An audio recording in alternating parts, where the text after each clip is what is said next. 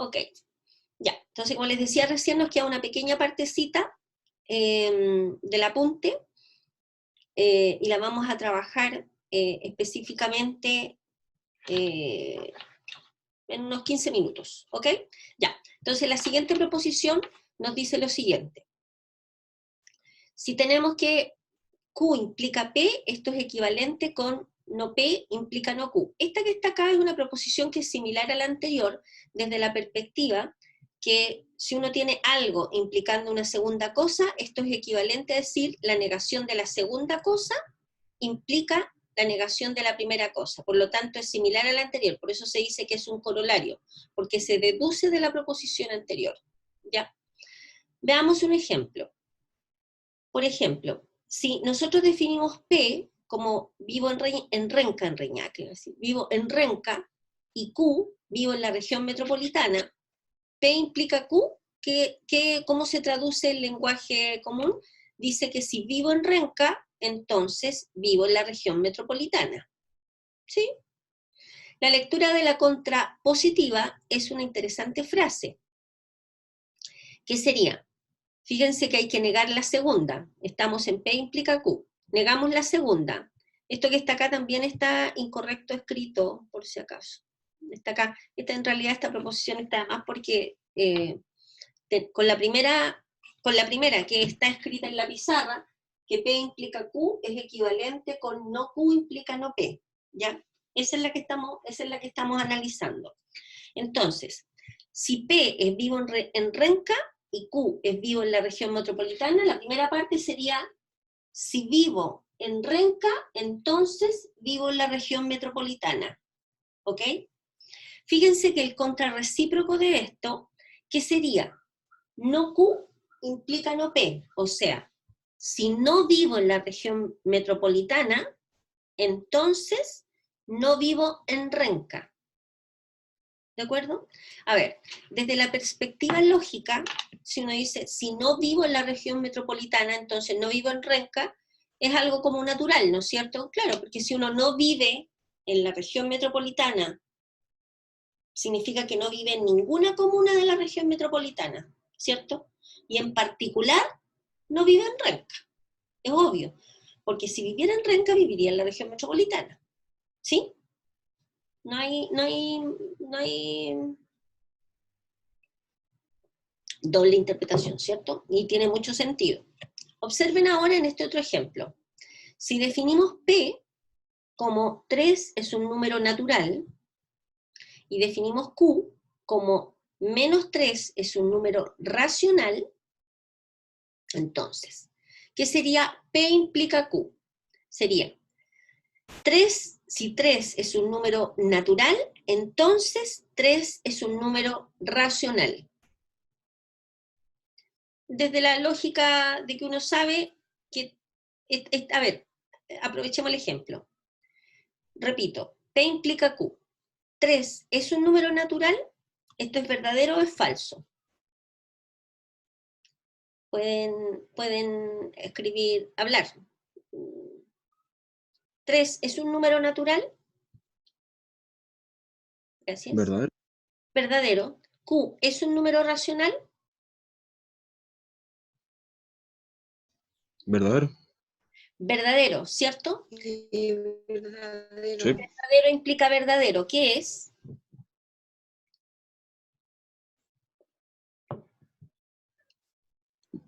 ¿Cómo que es, profe?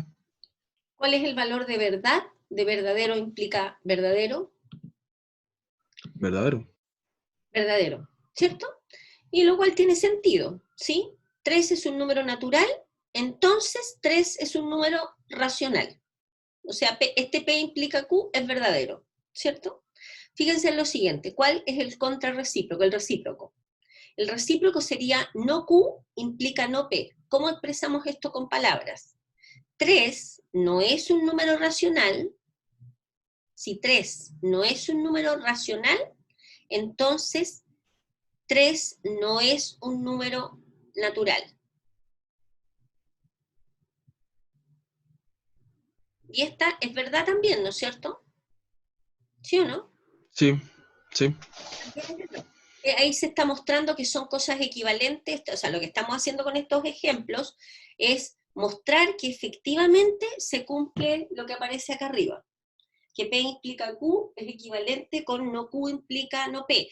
Cuando hablamos de equivalencia, acuérdense que significa que las proposiciones tienen exactamente el mismo comportamiento, o sea, si una es verdadera, la otra es verdadera, si esta es falsa, la otra es falsa, ¿de acuerdo? Tercer ejemplo, P dice, llueve en todo Concepción, y Q es el techo del campanal está mojado. Ya, entonces, ¿cómo sería P implica Q? Con palabras primero. A ver, fíjense ¿qué sería P implica Q? Llueve en todo Concepción, entonces el techo del campanal está mojado. Ya, si llueve en todo Concepción, entonces el techo del campanal está mojado. Ese sería P implica Q, ¿cierto? ¿Sí? Claro. Pero observemos que pasa la siguiente situación, que estamos hablando solamente desde la perspectiva lógica, sin meternos en tabla de verdad, si formalmente solo analizando. En los casos anteriores, en el caso 1 y en el caso 2, los contrarrecíprocos tenían sentido. Estoy hablando desde la perspectiva del análisis lógico. Sí, porque decíamos, si no vivo en la región metropolitana, entonces no vivo en Renca. Obvio. Y después decíamos, si 3 no es un número racional, entonces 3 no es un número natural. ¿Cierto? Y después vamos a hacer el análisis por qué la cosa funciona en estos dos y por qué no funciona acá abajo. Fíjense, vuelvo a repetir. Llueve, vamos a ver cómo analizamos el P implica Q. Llueve en todo Concepción, si llueve en todo Concepción, entonces el techo del campanal está mojado. Sí, bueno, suponiendo que el campanal vive en Concepción, o sea, perdón, el campanal está en Concepción, el campanal que estamos analizando. Entonces, si llueve en todo Concepción, entonces el techo del campanal está mojado. Eso sí, es verdad, ¿no es cierto? Tiene sentido. Pero ¿qué pasa con el recíproco? Fíjense ustedes que si negamos Q, diría, el techo del campanal no está mojado. ¿Ok? ¿Qué cosa sería el no P? No llueve en todo Concepción. Entonces, ¿cómo nos quedaría el recíproco? No Q implica no P. O sea, nos quedaría el techo del campanal no está mojado. Si el techo del campanal no está mojado, implica que no llueve en Concepción. Piensen un poquito en eso. Dense unos minutos. Al leerlo como que ya no tiene mucha lógica. No tiene lógica y no se ve verdadero, ¿no es cierto? Aparte. Porque fíjense ustedes, el techo del campanal no está mojado. Entonces, no llueve en todo Concepción.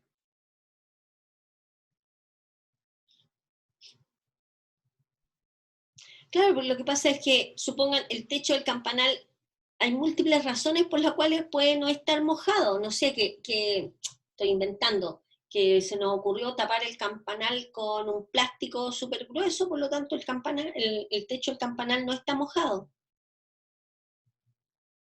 ¿Se fijan?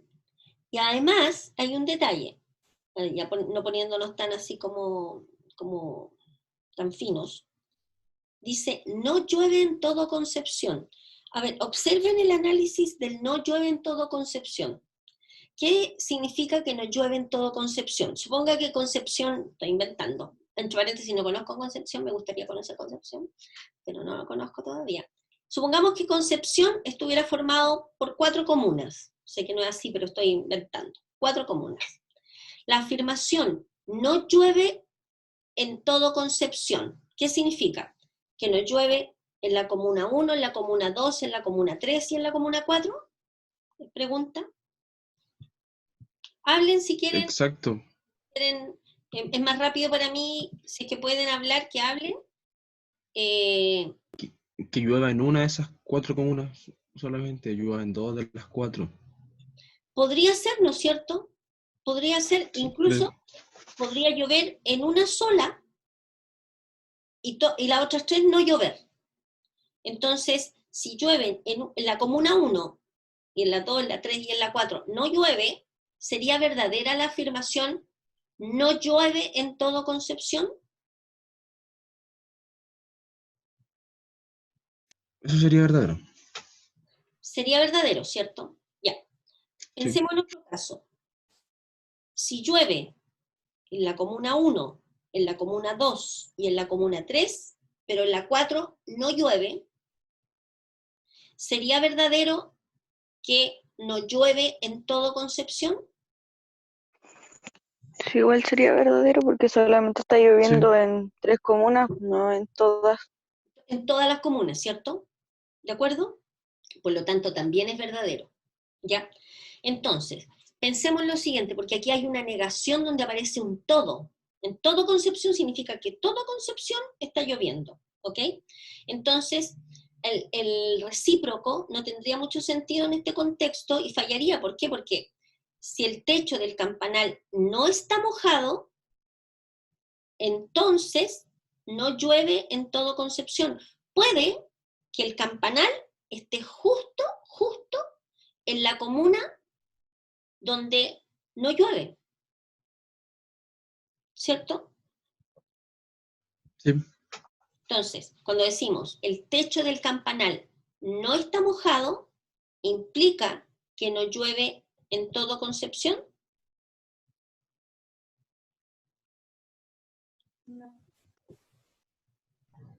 Nada me dice que el campanal esté en Concepción tampoco. No, claro, pero estamos suponiendo, tenemos que agregarle ese supuesto porque si no, no tendría mucha coherencia. A ver, dar una razón diferente, dice acá en el ejemplo, para que el techo esté mojado.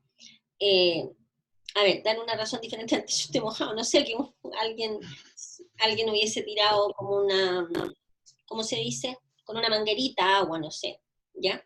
Entonces, ¿saben cuál es la diferencia entre el ejemplo 1, el ejemplo 2 y el ejemplo 3? En estructura, fíjense que uno está, a ver, la veracidad o falsedad de una de las proposiciones de alguna manera contemplan algo que se llama ser subconjunto de, está contenido en. Fíjense, los conjuntos que aparecen involucrados en las afirmaciones, en las proposiciones, uno es subconjunto de otro. Por ejemplo, vivir en la Renca es un subconjunto de la región metropolitana y están conectados, ¿de acuerdo? El número natural es un subconjunto de número racional. ¿Se fijan? Por ejemplo, Concepción no es un subconjunto del campanal, por ejemplo. ¿Se fijan? Este es un subconjunto de este, hablando de los conjuntos que están involucrados. Número natural es un subconjunto del número racional. Renca es un subconjunto de la región metropolitana, pero Concepción no es un subconjunto de ¿cómo se llama? De el techo del campanal, ¿de acuerdo? Entonces, yo lo que les pido después, a modo de ejercicio, que vuelvan a darle una segunda mirada a estos 3 ejemplos y traten de encontrar relaciones comunes entre ellos y diferencias entre los 3, así como análisis, ¿ok? Y lo podemos conversar más cuando ustedes primero estén más despiertos y segundo, cuando ya le hayan dado más vuelta al asunto, ¿de acuerdo? Porque respecto del problema 3, yo creo que hay un poquito más que debiéramos conversar, ¿ya? Ya. Observación, en matemáticas se busca siempre proposiciones tales que P implica Q y Q implica P sean verdaderas ambas. Bueno, esto es como el preámbulo a lo que viene a continuación. nosotros estamos viendo condicionalidad hacia un solo lado, que es lo que acabamos de ver recién, P implica Q. Pero también sería interesante analizar Q implica P. En matemáticas aparecen muchas de estas, y P implica Q y Q implica P se le llama bicondicionalidad, que corresponde al sí y solo sí, ¿ya? Entonces, no siempre se tiene el P sí, solo sí, Q, pero a veces se tiene y a veces es necesario demostrarlo, ¿de acuerdo? Entonces, ¿qué es la bicondicionalidad? Lo voy a decir sí, solo sí, porque me cuesta decir la palabra. Bicondicionalidad. Cuando se presenta la implicación, se habla de que una de las proposiciones es condición para la otra, ¿cierto? P implica Q, o sea, se habla de que una es condición para la otra, o sea, P es condición para Q, ¿de acuerdo? Entonces, tenemos esta es condición para que se realice esta. Cuando pasa que esta es condición para que se realice esta, y esta es condición para que se realice la primera, entonces vamos a hablar de bicondicionalidad, ¿de acuerdo? ¿Ok? Notación, P implica Q y Q implica P es lo mismo que P sí, solo sí, Q. O sea, de acá rescatamos que escribir P sí, solo sí, Q es equivalente con tener la primera implica la segunda y, a través del y, conectivo y, la segunda implica la primera. ¿De acuerdo?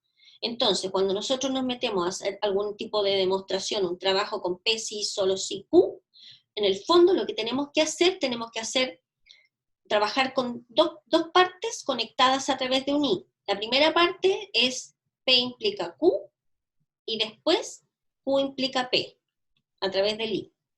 ¿De acuerdo? O sea, P sí, solo sí, Q es equivalente con P implica Q y Q implica P. ¿Ok?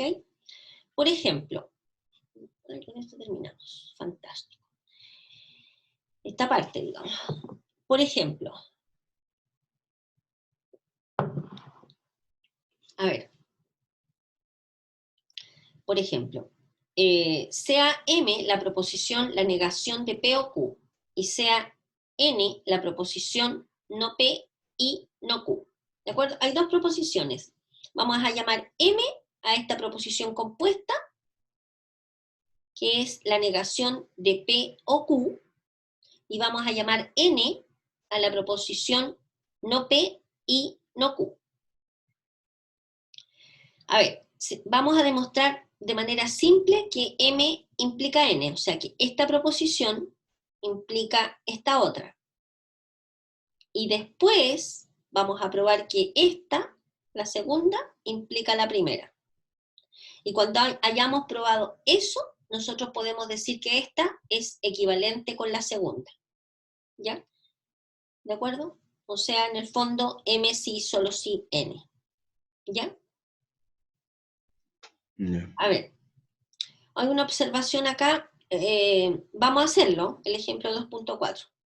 Quiero terminar el apunte, hago el todo vamos a hacer juntos el ejemplo 2.4 y después vamos vamos a analizar largamente el desafío que dejé planteado en la clase anterior, ¿ya?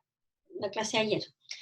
Bueno, a ver, vamos a ver la observación. Si P y Q son proposiciones tales que P sí, solo sí, Q, entonces P y Q resultan equivalentes, o sea, P es equivalente con Q, ¿de acuerdo? Eso es lo que decimos. Si nosotros tenemos dos proposiciones cualquiera, tales que se cumple P sí, solo sí, Q, cuando digo tales que se cumple P sí, solo sí, Q, significa que efectivamente se cumple P implica Q y Q implica P. Por lo tanto, en ese contexto nosotros vamos a hablar de que estas dos proposiciones son equivalentes, ¿ya? Esto se comprueba observando que si P sí, solo sí, Q, entonces P y Q tienen los mismos valores de verdad, o sea, son equivalentes. Desde ahora podremos anotar indistintamente P equivalente con Q o P sí, solo sí, Q. Es decir, P sí, solo sí, Q, P es, vamos a decir que, bueno, esto con palabras, P es equivalente con Q, está como doblemente escrito. Observación, se recomienda proponer ejercicios de equivalencia progresiva. Ya, en la recomendación que aparece acá son los ejemplos que vamos a ver. A ver, por ejemplo, a ver, voy a dejar de compartir el para que se concentren en la pizarra, ¿ya? a ver, se me olvidó lo que íbamos a hacer. La negación del O es un I, ya. Entonces. Esta lista acá la vamos a dejar, en pausa, ¿de acuerdo? Esta queda en pausa guardadita. Ya. Entonces, lo que se nos pedía probar es demostrar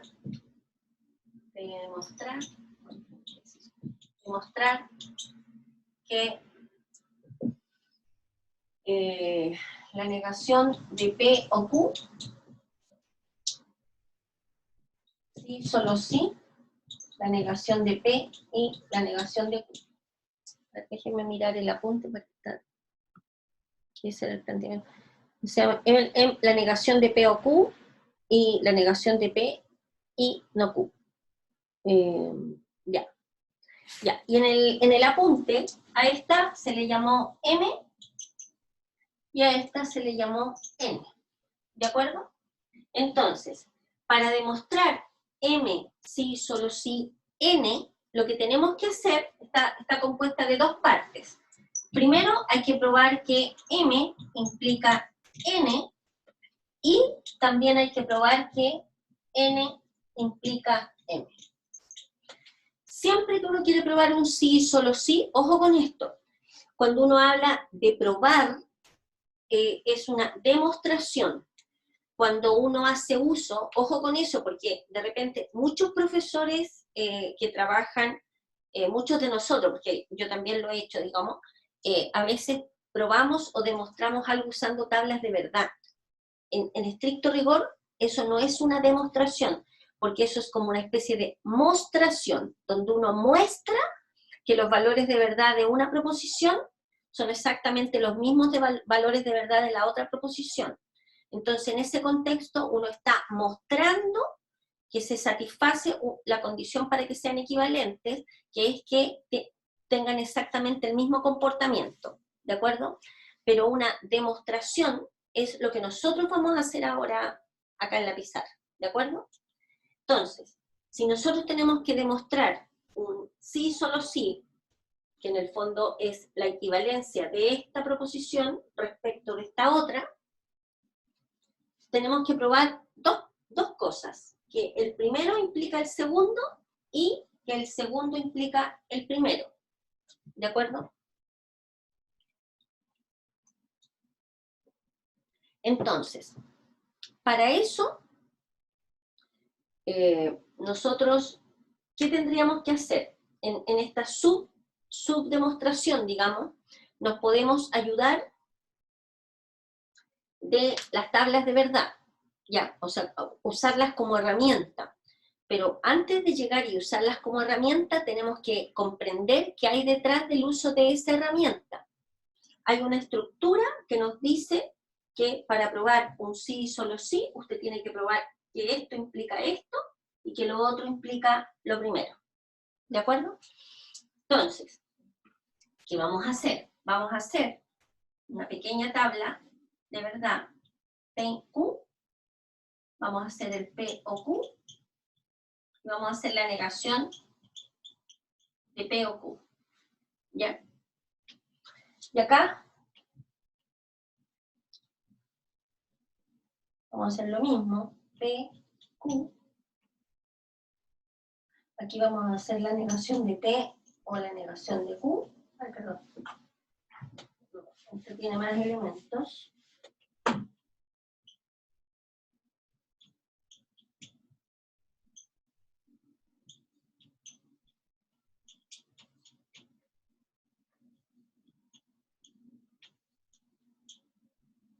¿Ya?